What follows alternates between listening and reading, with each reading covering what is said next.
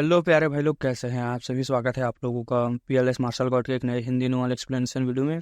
और second channel का link मैंने पोस्ट किया है यार, जाकर उसमें भी थोड़ा कमेंट दिखाओ, ठीक है।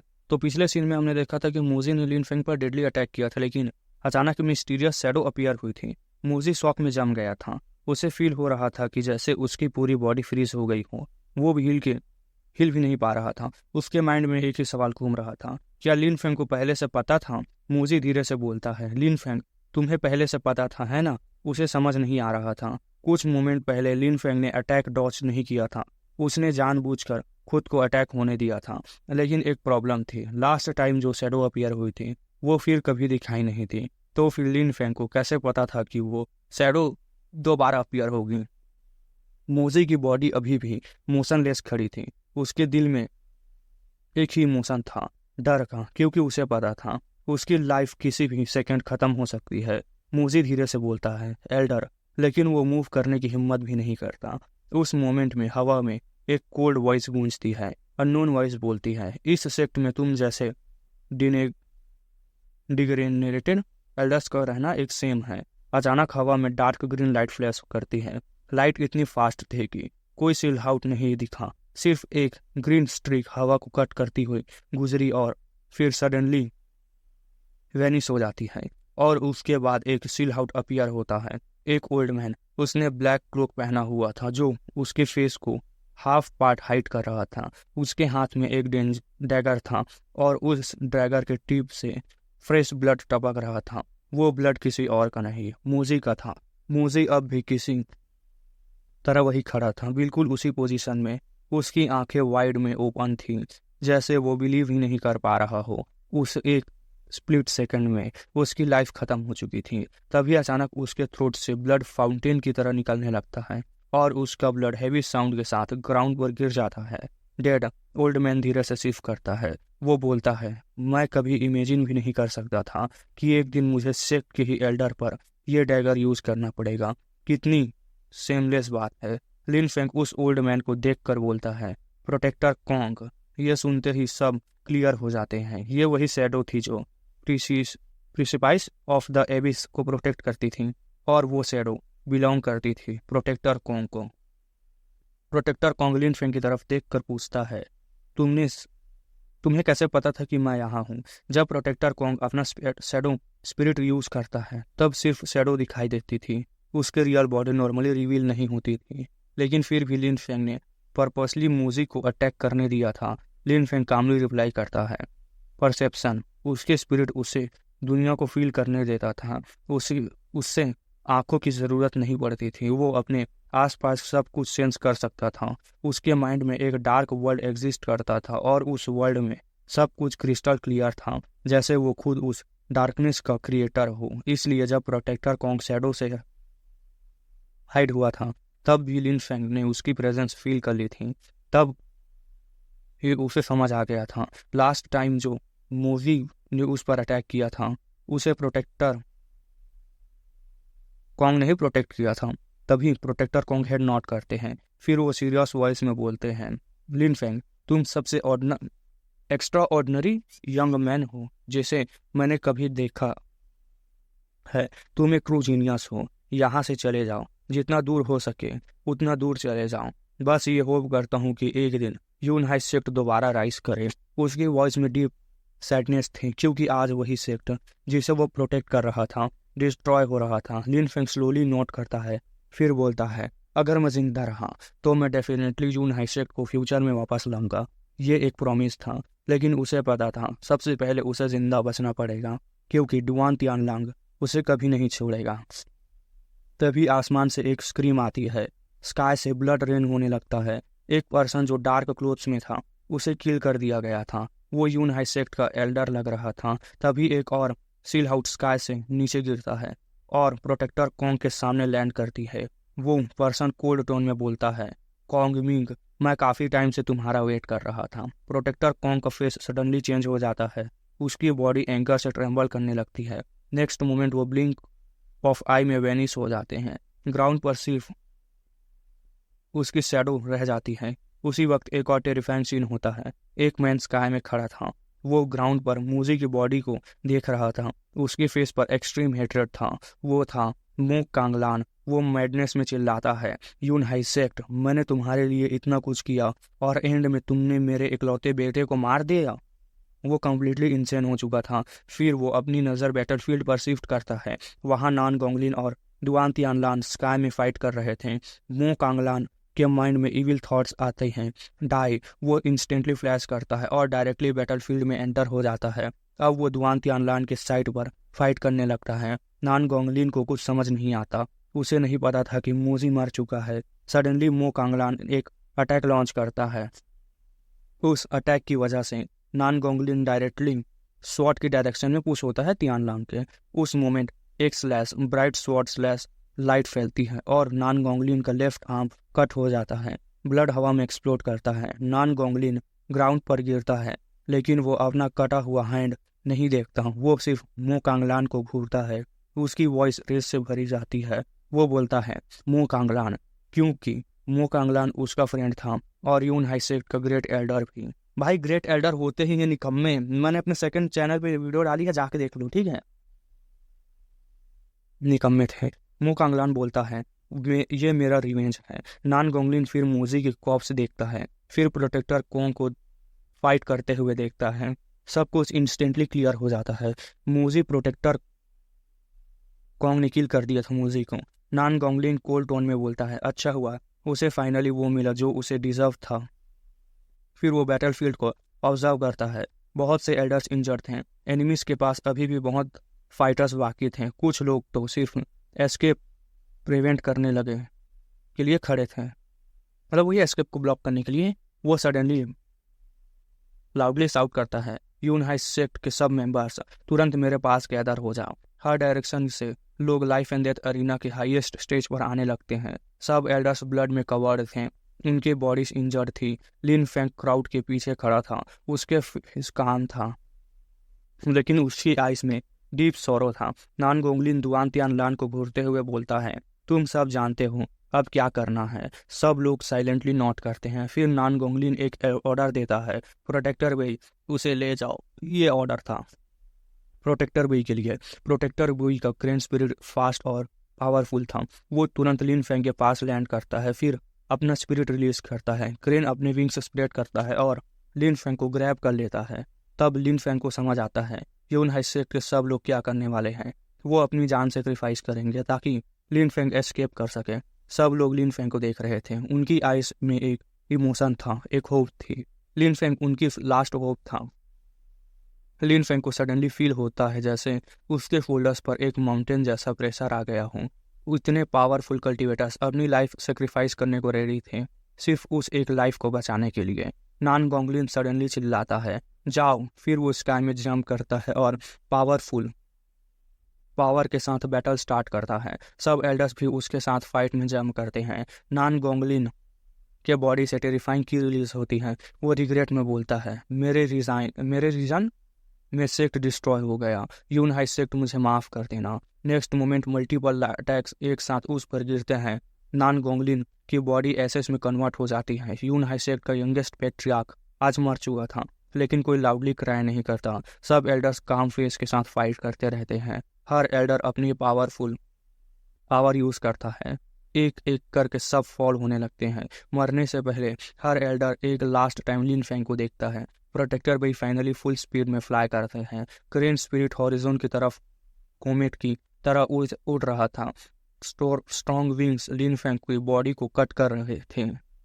विंड्स, ठीक है, लेकिन उस मोमेंट में उसका हार्ट में जो पेन था वो उस फिजिकल पेन से कई गुना ज़्यादा था। तभी अचानक एक लाउड वॉइस स्काई में गूंजती है। वॉइस बोलती है, तुम कहाँ जा रहे हो। अचानक एक डजलिंग स्वॉर्ड लाइट स्काई में अपीयर होती है।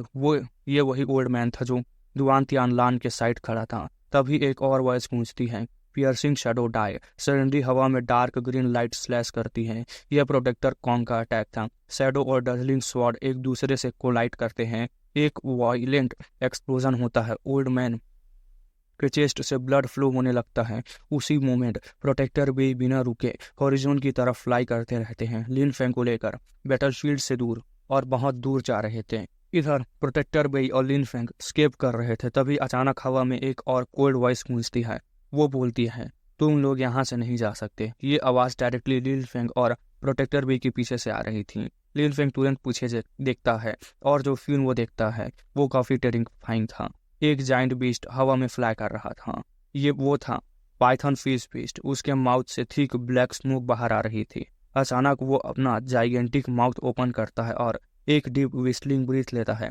अगले ही मोमेंट एटमॉस्फेयर में वायलेंट एयर करेंट्स और पावरफुल की स्प्रेड हो जाती है। इसी वक्त और बीस्ट स्काई में अपीयर होता है। एक लेजेंडरी रॉक, उसके जाइंट विंग्स हवा को वायलेंटली कट कर रहे थे। ये बीस्ट भी ऑर्डनरी नहीं था, ये एक जुआन लेवल बीस्ट था, और इतना पावरफुल बीस्ट को नॉर्मली सिर्फ जुआन की लेयर कल्टीवेटर ही कंट्रोल कर सकता था। इस रॉक पर एक पर्सन खड़ा था, यह था तेंग वू सान। वो लाउडली चिल्लाता है, उन्हें रोको। पाइथन फिश और लेजेंडरी रॉक दोनों एक साथ अटैक लॉन्च करते हैं, स्ट्रॉन्ग की और वायलेंट एयर करेंट्स की तरह।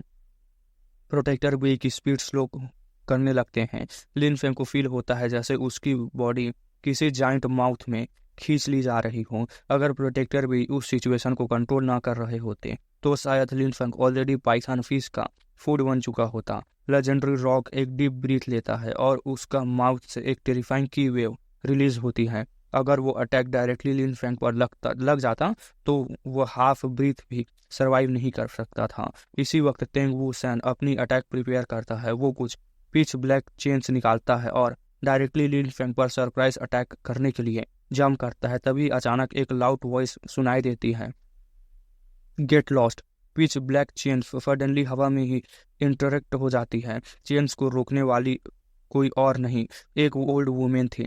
वो कामली बोलती है, तुम लोग जाओ, इस इविल बीस्ट को मैं अकेले हैंडल करूंगी। प्रोटेक्टर भी सीरियस फेस के साथ हेड नॉट करता है। उसे पता था सिर्फ 2 लोग उसकी स्पीड मैच कर सकते थे, और एक वो old women with huge sword थी, ठीक है, और दूसरा तेंग वू सान जो लेजेंडरी रॉक पर था। अगर रॉक को किल कर दिया जाए तो कोई भी लिन फेंग को चेज नहीं कर पाएगा। प्रोटेक्टर भी को डाउट था, उसे नहीं पता था कि ओल्ड वुमेन रॉक को किल कर पाएगी या नहीं।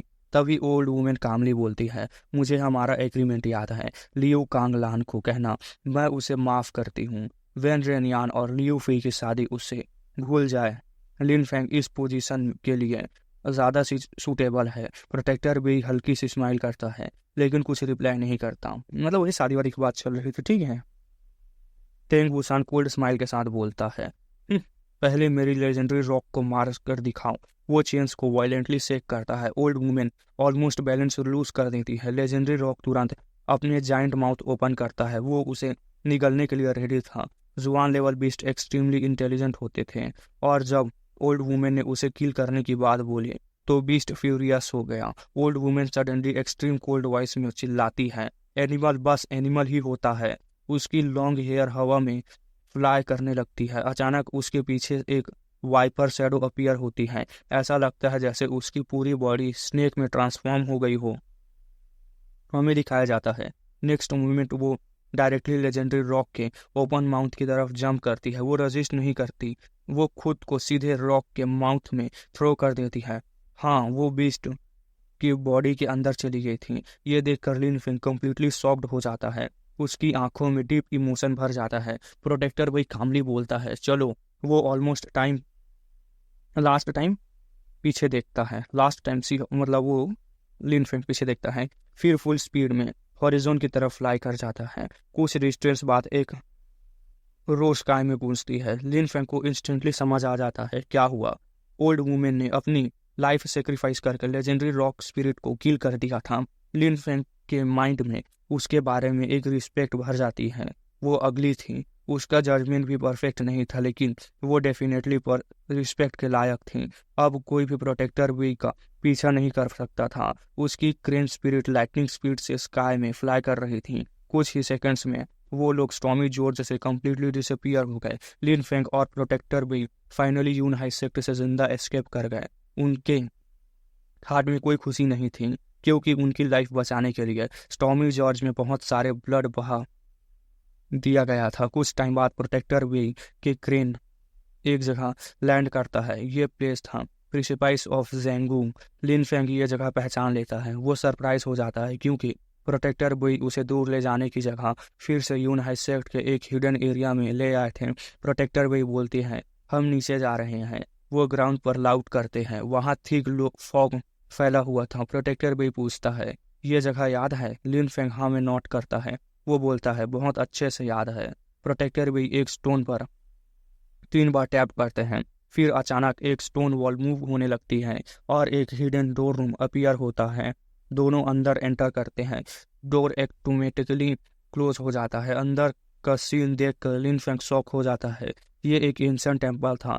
टेम्पल के सेंटर में ड्रैगन और फिनिक्स की पेंटिंग बनी हुई थी। बड़े बड़े पिलर्स टेम्पल को सपोर्ट कर रहे थे और उन पिलर्स पर फ्यूरोसियस बीस्ट की कार्विंग्स बनी हुई थी। कई बीस्ट तो ऐसे थे जिन्हें लिन फेंग ने कभी देखा भी नहीं था। प्रोटेक्टर भी एक्सप्लेन करते हैं, यून हाई सेक्ट ने यहाँ सेक्ट इसलिए एस्टेब्लिश नहीं किया था क्योंकि ये जगह सुंदर है। हमने यहाँ सेक्ट बनाया क्योंकि हमें ये टेम्पल मिला था। उसकी वॉइस टेम्पल में इको कर रही थी। वो कंटिन्यू करता है, एंशिएंट टाइम्स में बहुत पावरफुल कल्टीवेटर्स यहाँ कल्टीवेशन करते थे। हो सकता है ये एक एंशिएंट सेक्ट भी रहा हो। जियान चेन पवेलियन की कई पावरफुल टेक्निक्स भी इसी जगह से मिली थी। ये जगह इतनी सीक्रेट थी, इसके बारे में पेट्रियार्क को भी नहीं पता था, सिर्फ प्रोटेक्टर्स को पता था। प्रोटेक्टर भी लिन फेंग को और अंदर ले जाता है। वहाँ एक रूम में बुक शेल्फ थी और उसमें काउंटलेस कल्टीवेशन टेक्निक्स रखी हुई थी। प्रोटेक्टर भी बोलते हैं, यहाँ जियान चेन पवेलियन की सब टेक्निक्स की हैंड राइटिंग कॉपीज हैं। सबसे लोवेस्ट टेक्निक भी जुआन लेवल की है, हाईएस्ट टेक्निक डी लेवल की लो ग्रेड है। तुम अपने लिए कोई भी टेक्निक चूज कर सकते हो। लेकिन लिन फेंग को कोई एक्साइटमेंट फील नहीं होती। उसके माइंड में बस एक बैटलफील्ड का सीन चल रहा था। प्रोटेक्टर भी फिर उसे एक और रूम में ले जाते हैं। ये रूम वेपन से फील्ड था, लेकिन ये ऑर्डिनरी वेपन्स नहीं थे। प्रोटेक्टर भी बोलते हैं, यह सब स्पिरिचुअल वेपन्स हैं। हर वेपन में एक स्पिरिट है। वो एक एंशिएंट स्वॉर्ड उठाता है, फिर लिन फेंग की स्वॉर्ड लेता है। दोनों स्वॉर्ड को लाइट करते हैं। क्लैंग के साथ एक मेलोडियस साउंड रूम में गूंजती है। फिर एक स्वॉर्ड फ्लाई करके लिन फेंग के हाथ में आ जाती है। प्रोटेक्टर भी एक्सप्लेन करते हैं, अब से ये सब तुम्हारा है। लिन फेंग शॉक्ड हो जाता है, सब मेरा? प्रोटेक्टर भी हेड नॉट करते हैं। फिर वो एक ऑर्डिनरी लुकिंग स्टोन उठाता है। वो बोलते हैं, ये एक एंशिएंट ना स्टोन है। इसके अंदर एक स्पेस है। अगर तुम अपना ब्लड इस पर गिराओगे तो ये स्पेस ओपन हो जाएगा। लिन फेंग अपनी फिंगर कट करता है और एक ड्रॉप स्टोन पर गिराता है। Stone suddenly bright light release करता है। लिन फेंग का ब्लड स्टोन के अंदर स्प्रेड होने लगता है। उस मोमेंट लिन फेंग को फील होता है जैसे उसके माइंड और स्टोन कनेक्ट हो गया हूँ। उसने उसकी कॉन्शियसनेस को स्टोन के अंदर एक ह्यूज स्पेस फील होता है। वहाँ काउंटलेस आइटम्स स्टोर्ड थे। तभी लिन फेंग सडनली एक फेमिलियर की फील करता है। वो शॉक होकर प्रोटेक्टर वही को देखता है। प्रोटेक्टर वही एक्सप्लेन करते हैं, तुम सही समझ रहे हो, ये नान गोंगलिन की है। उसका सब ट्रेजर्स और सेक्ट का ट्रेजर्स सब इस स्टोन में स्टोर किए गए थे। फिर वो डायरेक्टली लिन फेंग की आंखों में देखकर बोलते हैं, लिन फेंग, आज से तुम यून हाई सेक्ट के नए पेट्रियार्क हो। तो इस एपिसोड कहीं तक रखते हैं गाइस, मिलते हैं नए एपिसोड के साथ। तब तक के लिए बाय बाय। और स्टोरी इंटरेस्टिंग हो रही है तो सपोर्ट दिखाइए और सेकंड चैनल को जाकर देखिए, हम अच्छे से सभी लोगों की बताते हैं उसमें। ठीक है, मिलते हैं नए एपिसोड के साथ।